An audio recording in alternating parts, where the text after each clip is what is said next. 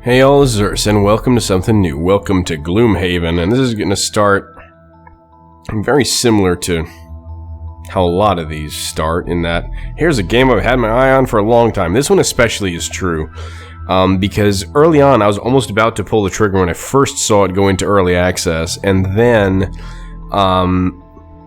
I didn't, because I had seen that the content was pretty limited and there was a lot of things that people didn't like. So what Gloomhaven is, it's based on what many people consider one of the best board games ever, called Gloomhaven, and it's basically a tabletop, I think, party of four-ish Hex-grid based adventure kind of game. Bunch of card decks and things, and what this is basically trying to be as true as possible to the tabletop that everyone says is beyond fantastic, while obviously using the PC venue to do things that the tabletop is difficult to do. So one of the features in this particular early access build that I paid for, you can get it on Steam, it's early access, is a tutorial, and this game is quite complicated, very wordy and very dense, but it's also very deep in that sense. So this is something I want you all to chew on a little bit. I was excited to bring this to the channel. I think now is the time. They also added two new characters, the Mind Thief and the Tinkerer.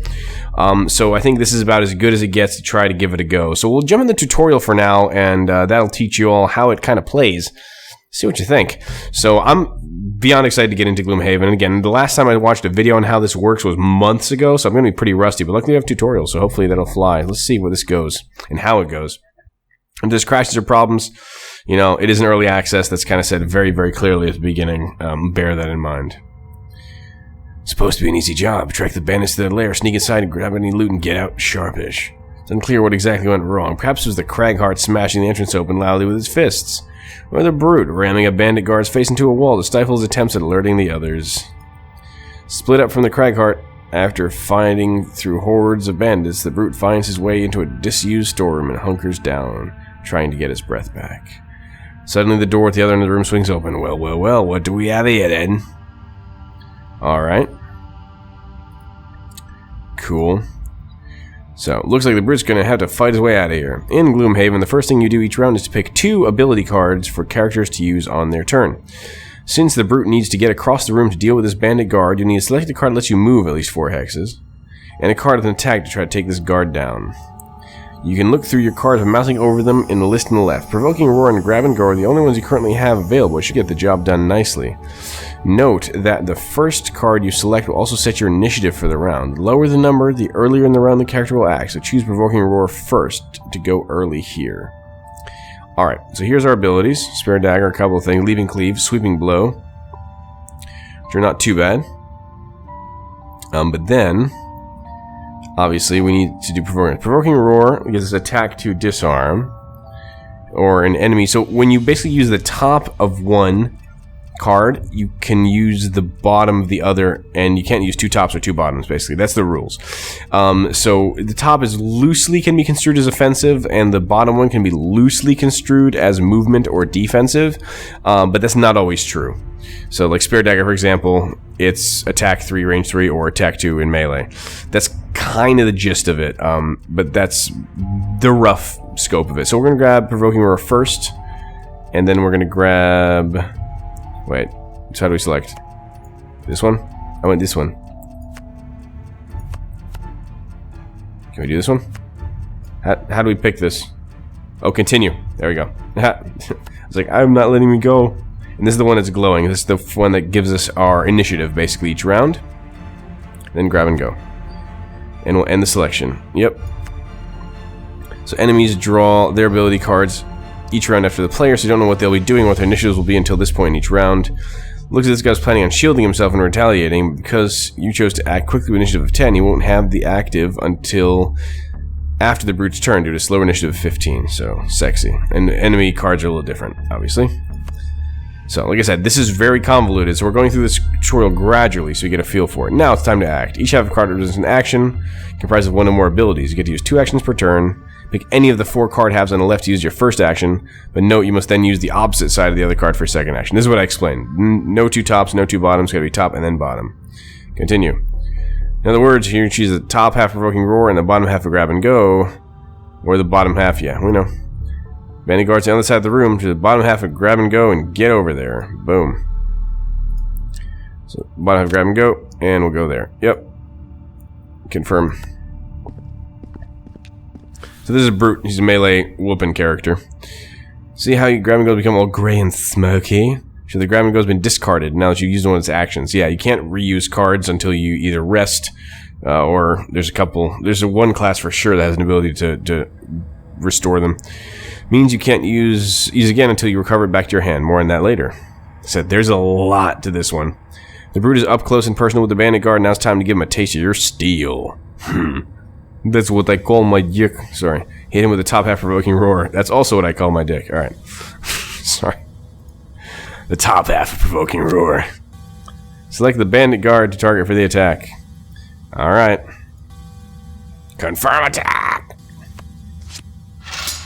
Every attack you make draws an attack modifier from your modifier deck. So this is the RNG in the game. You have stuff that goes from here. In this case, you can drew a +1. That makes 2 from provoking roar +1, dealing a total of 3 damage. Bosh! But that can go down to, I think, -2 or +2, and then there's also like an X2 modifier.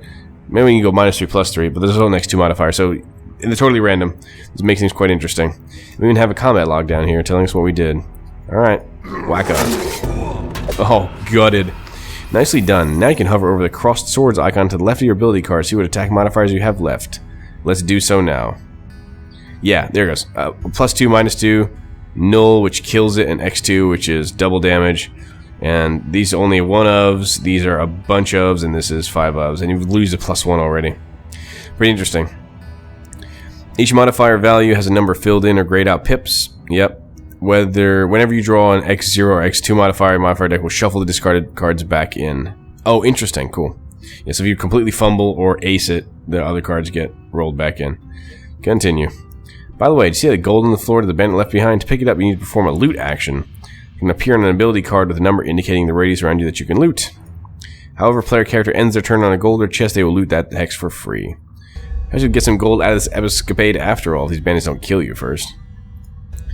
One last thing for moving on to the next round. Throughout this tutorial, notice that the camera moves to focus on the action. You too can move the camera. WASD, rotate, XCOM controls. Yep. All the camera, dragging your mouse with the middle mouse button held. Alright, sexy. I like it. Nothing left to do. You might end the Brute's turn and get on the next round. Use the button below to do so. End the Brute's turn. Right, back to the matter of getting out of here. The Brute is looking a little worse for wear, and no monsters in the current room. Now's a good time to rest and get some energy, or rather some cards. By the way, you can't move freely. You can always get rid of a card to move 2 or attack for 2, melee. That's always an option you can do instead of doing what's on the card, as I understand it. If I remember from the early access builds here, they haven't mentioned that yet. So during ability card selection, you have at least 2 discarded cards, and you may perform a long or short rest to recover some of them. All of the Brute's ability cards are currently discarded. Long rest doesn't count as a card, and such you'll have to rest to continue. And this puts you at initiative 99, obviously. Short rest will burn one of your discarded cards at random, losing it for the rest of the scenario. Burning is not great, but you will recover all other cards before continuing your turn as normal, so you can recover cards to use immediately in this very turn. Long rest takes up the whole turn, is used instead of selecting 2 ability cards, giving the character initiative 99. However, you not only get to choose which card to burn instead of being random, it's important, but the character will perform a heal 2 action to refresh all item cards. I don't have any items. Doing that in the midst of enemies tends to be a risky move, but with no enemies in here right now, let's give the Brute a long rest. Okay. Long rest. Short rest gives us, lose 1 discarded card at random in order to cover all the discardeds, So take a long rest. Yes, heal 2 self. Good. Time to choose a card to lose, which is never an easy choice. Grab and go may look weak, but the mobility offers could be important. For let's just burn leaping cleave. So that means you never get it back for the rest of the scenario. Yep. Alright, end the turn. One of the most important tactical moments when exploring dungeons is when to open doors. When a door is opened, all enemies in the next room are immediately added to initiative track and will act this round. You do get to finish the current character's turn, however, even if an enemy with lower initiative is revealed. With that in mind, you'll want to look carefully through the cards available to see what your options are. You can hold down the Alt key to see the current character's full hand of cards at once to assist decision making during card selection. Try this now. Alright, cool. Yeah, that's burned. I like that. Very clear. Nice. Alright. Continue. Alright, yeah. Choose spare dagger and grab and go. We can open this door using grab and go's bottom half, move to safety with the remaining move points. When we'd range to throw a spare dagger at nearby enemies. Yeah, you don't have to move all the way at once, I understand it. So, cool. Spare dagger, which is faster than grab and go. Remember, you got low initiative to go faster. And selection. So the bottom half of grab and go, and let's see what's on the side of that doorway. Yeah, we'll move it. So what a surprise! More bad guys. Doing anything else, let's check out what these enemies are doing this turn by either hovering over their portraits or the figures themselves. You're attacking 3, range 5. Ow. Your move 1, attack 3. Guard tends to move and attack, but only move a single hex. Exactly what I was thinking. Now we know what the enemy is up to, we can make informed decisions how best to finish the remainder of the turn. I guess move here, so he can't get to us, and then beat this guy in the face. Yeah, out of range, get close to the archer as possible. She doesn't have a move this turn if we move the brute next to her. She will have to range attack from an adjacent hex and incur disadvantage. Oh! Meaning she'll draw 2 attack modifiers and apply the worst. Hey. From here, the bandit card will still be in... Yeah, range attacks and melee gives you disadvantage. That makes sense. There, the bandit guard will still be in range to be hit by Spare Dagger's top half. You're unable to reach the brute to attack back this round. This plan should minimize the amount of damage brute takes while getting a good amount of damage in. Let's do it. That's exactly what I was thinking. In not as many words. Hi! Range attack like hit enemies further, but are disadvantaged if you're in melee. Archer now has a flashing disadvantage icon to indicate this attack preview above her head in purple. Yeah, okay. So bandit guard isn't adjacent to the brute. Let's try to at him. Cool. Continue. Yes. Confirm target.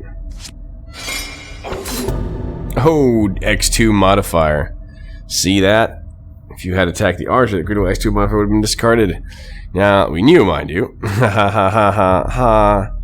Minimizing such eventualities is a good way to play. Of course it is. Look at that. I do like the animations here. This is pretty sexy. Oh, God. Burned. Look how good this looks. I mean, this game looks sick. Got a very stylized, cel-shaded look. It's beautiful. I really like this. It's got almost a little bit hand-drawn bits here. Sexy. Bandage Archer's turn. To the -2. Yep. Could have been nasty. Ran nailed you 5 instead of just 1. You can see why trying to give ranged enemy disadvantage when you can is a good strategy. However, an enemy with a ranged attack has movement before the attack in their turn, they will back away if possible first. That makes sense. Fortunately, though, 1 damage still got through. When damage, you choose to either lose that much health or burn 1 available card or 2 discarded cards. It's usually best to only burn cards when it's very high damage or you really have to. So for now, just have the brute take 1 damage. I'll take receive. Yeah. Just the archer left in here now. Let's go early and play a nice little trick on her using a handy trap on the floor. That is a thing, too. Let's go early. What does that mean? Select provoking roll. Yes, sir. Enemy attacks when you're adjacent allies. That's not going to help us. Let's attack, disarm, and sleeping blow. Oh, move 3, push 1. I see what we're doing. Cool. Planning to move and attack this round. If she even gets a turn. From Roar's ability to disarming attack on her first, that will weaken her and will prevent any attacks back should the rest of the plan go awry. Even if the drawn attack modifier causes no damage to be dealt, she'll still gain disarm and be unable to attack back. Okay. Yep. Boom. Go! Ugh, gutted. Let's move closer to the door and give her a nudge to that rusty old trap. Bottom sweep and blow. Move to the highlighted hex.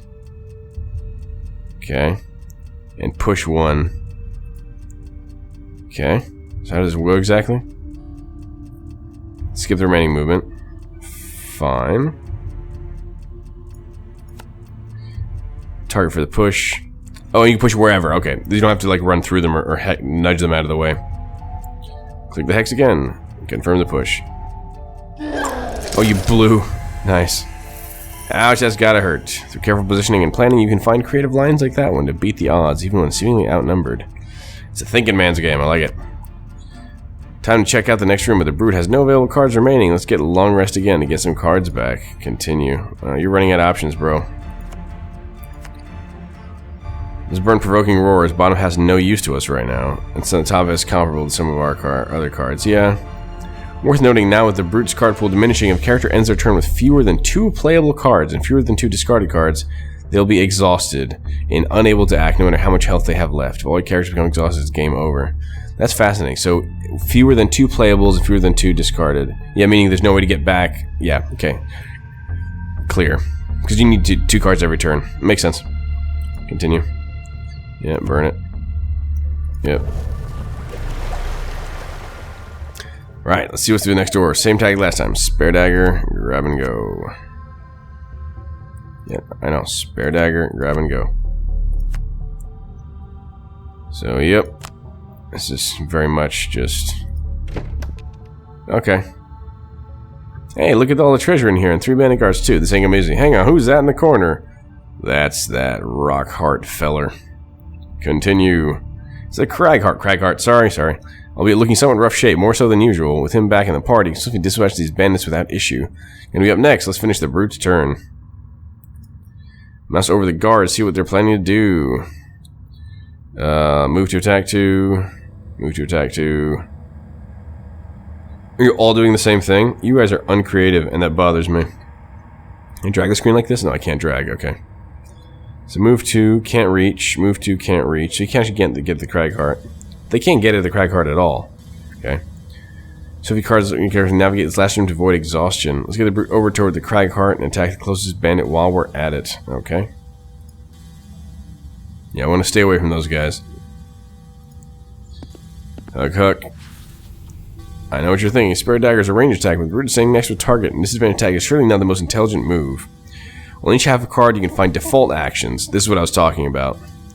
To the left and right of the central initiative are 2 small default action icons. See the move and the attack. These allow the character to perform a melee for 2 instead of the top action, or a default move of 2 instead of the bottom action. These are pretty handy in a situation just like this one. Let's attack the bandit guard using the default attack button on spare dagger. Alright, boink. Splorch. Only as +0, but by choosing not to range attack, you didn't incur a disadvantage. Gutted. Over the Cragheart now. We already have some cards selected for the turn. Let's see how we can best use them. Gruder can move up next to that pair of bandit guards hidden in both of the Avalanche. We currently can't reach them with the move abilities available. So Avalanche is... Okay, we can hit 2. Now attack 4. That's pretty sick. Choosing like obstacles. Interesting. All adjacent allies and enemies suffer 1 damage. And move 2. And heal 4, range 2. Okay.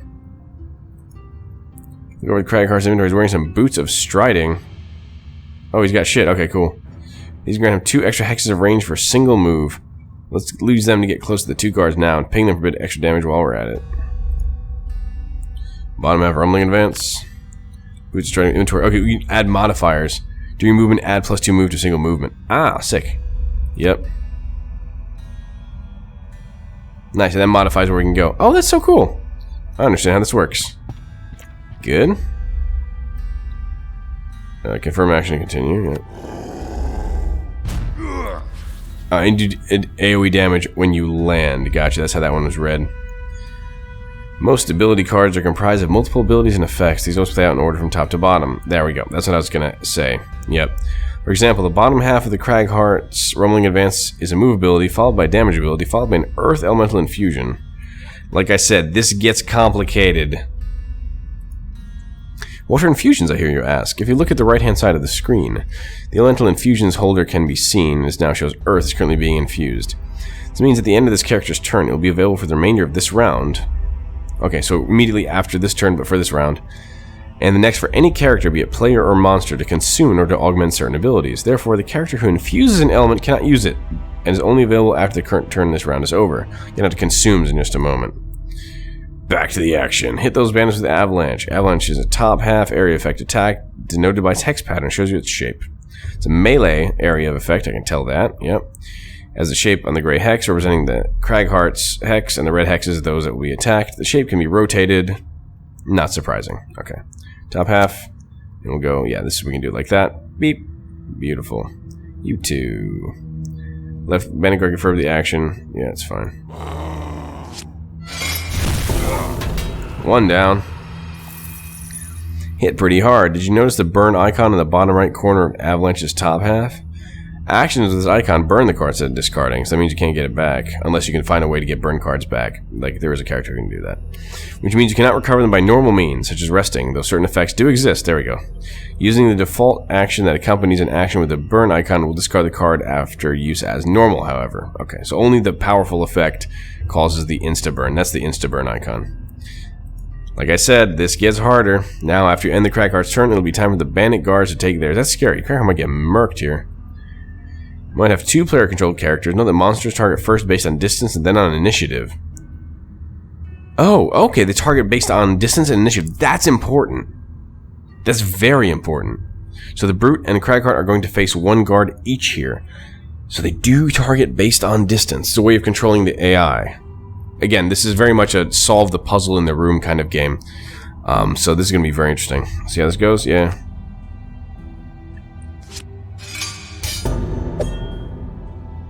Alright, Crag Heart's in trouble. The damage to this hit will be lethal. In this case, you only have the option of burning 1 available card, as the damage would be lethal. Bear in mind that when a character runs out of cards, they're exhausted anyway. So be careful not to burn too many cards too quickly. It's generally easier to regain health points and cards. For now, let's choose to burn Crushing Grasp. Attack 3, Mobilize, and loot 1. That's fine. Continue. Burn 1 available card, and Crushing Grasp. Yep. Okay, burn it. No choice but for the Brute to take the damage here. If you burn, he'll be exhausted. Yep, that makes sense. Receive the damage. I'll receive all 3. Once again, Brute doesn't have enough available cards to even take a turn this round. He's going to have to rest, but long rest is let the Bandit Guard go first, and likely deal enough damage to wipe the Brute before he could heal. Let's go for a short rest this time. Alright, short rest. Yes. Now, Spirit Dagger isn't exactly ideal as a randomly selected card to burn. Might really need that extra attack in the bottom half. However, once per short rest, you can opt to redraw the random card to burn at cost of 1 damage. Scary though, as it may seem to do with the Brutes only having 2 left. Let's redraw. We know it will burn, grab, and go is the only other discarded card. Oh, it burns discarded cards. Okay, yeah. Burn it. Maybe there's enough cards to take a turn. Select Spare Dagger first to the lowest initiative. Yep. Yeah, I gotcha. Yep, so Crag pick his abilities for this round too. Either clicking him directly or symbol of the ability cards. Let's do the portrait, I like that. Once again, we want to go as early as possible. Explosive Punch first. Destroy 1 additional obstacle, attack 4. Target all enemies adjacent to the destroyed obstacle. 2 what? 2 armor, that's an insta-burn as well. Crater and Massive Boulder top halves are fairly similar. Let's click Crater just to be safe. We can play around the attack modifiers missing by using Crater's Push to finish the guard off to the trap if need be. Yeah, okay. Continue. Yep, Explosive Punch, and then Crater. Oh, and that'll consume the Earth element as a push too. And the 1, is that 1 armor? Okay, I think that's how it goes.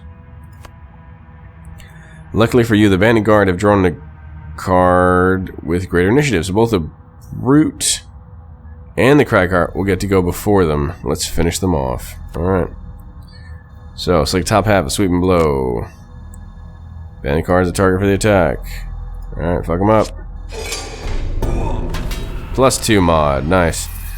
You grab that chest before the Crag Heart hopefully finishes off the bandit scenario ends. Default move action from Spare Dagger. Yeah, that's exactly what I was thinking. Move on to the chest. And you will loot at the end of turn.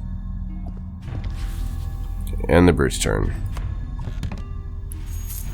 Minor heal. Oh, end of his turn. Okay, that's a creepy looking potion, bro. That's got like teeth in it and shit. To perform a heal 3 self action, and it destroys the card permanently. Warhammer. During your melee attack, adds stun to the entire attack action.